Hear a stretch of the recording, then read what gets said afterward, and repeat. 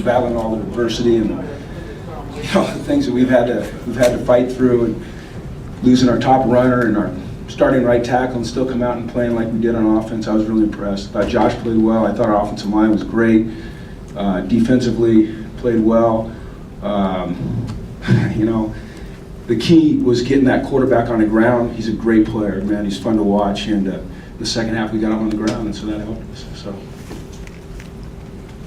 there you go. Fire away. What did you think was key in the pass rush tonight? It looked like you guys were stunting a little bit more up front.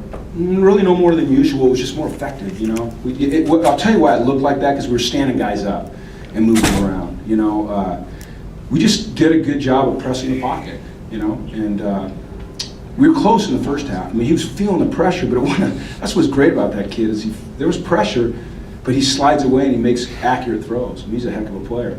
The key was being able to get him on the ground a few times, We struggled with that, and tonight we got it done against a really good player. And boy, thankfully we did.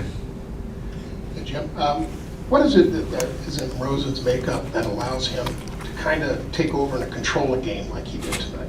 I think he's probably a lot like the kid that we were playing against, very mature, has tremendous poise.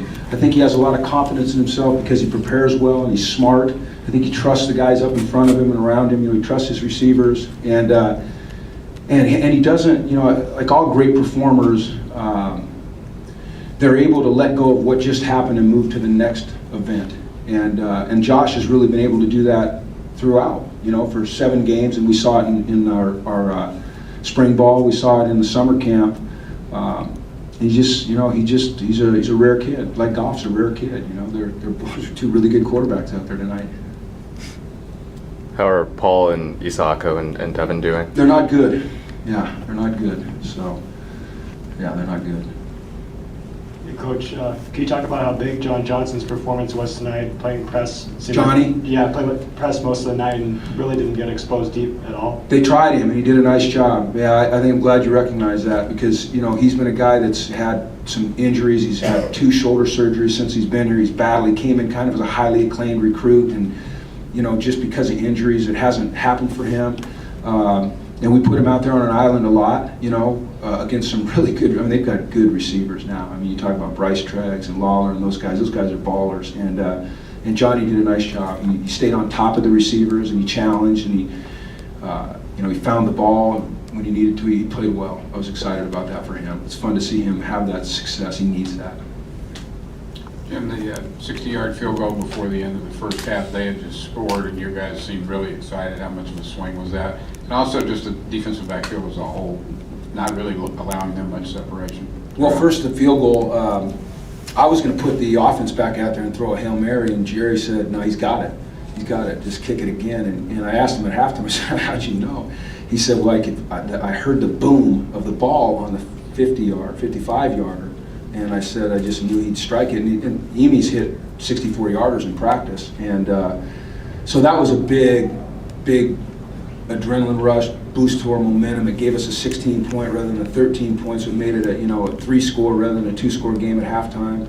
And then with regards to the secondary, those guys take a lot of pride and they work very, very hard. They're very well coached. Coach Martin is a great technician and communicates well with them, and they accept the coaching and they applied it tonight, and so I was excited to see them play well. Coach, Perk and Jamabo, they did really well on the running game. Was it the running game that set up the pass, or was it the other way around? You had almost 600 yards of offense. I don't believe in either of those concepts, that one sets up the other. They both, you've got to be able to do both effectively. And I think the credit needs to start with the offensive line. Colton Miller making his first start tonight did a heck of a job. Those guys have consistently played well for us this year. And if you're running the ball well, throwing it well, you're tough to defend. So we played well tonight. Coach, earlier this week you told us about staying the course, staying the course, staying the course. Then tonight you guys come out and score on your first 7 possessions. How much of that do you feel was a message over the week of stay the course, or was it just scheming? No, it's not just over the week message over the week. It's a continual message. It's got to be part of your culture.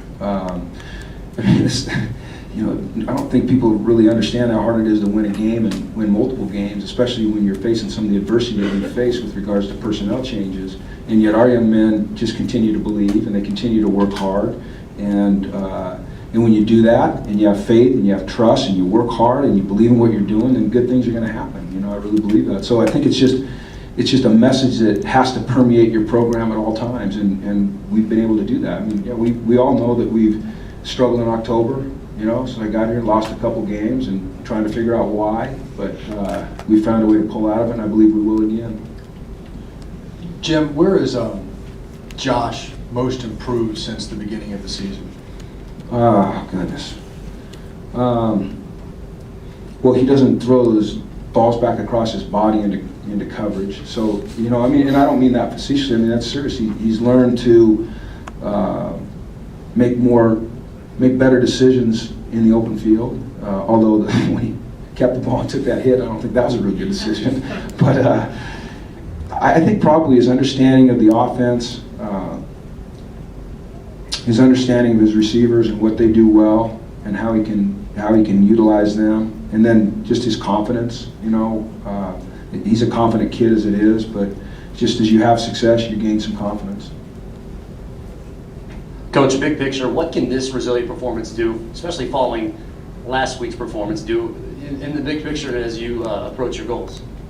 Well, I mean, you know, our goal is to get better every day. You know, we're about the process, quite frankly. I mean, I said that to someone earlier in the week, and someone in here said I lashed out when I talked about the process. You know, we're trying to get better every single day and focus on each singular step. And tonight was another step, but we have to back it up with another good step tomorrow, and that's what our intentions are. All right, thanks, guys. All right.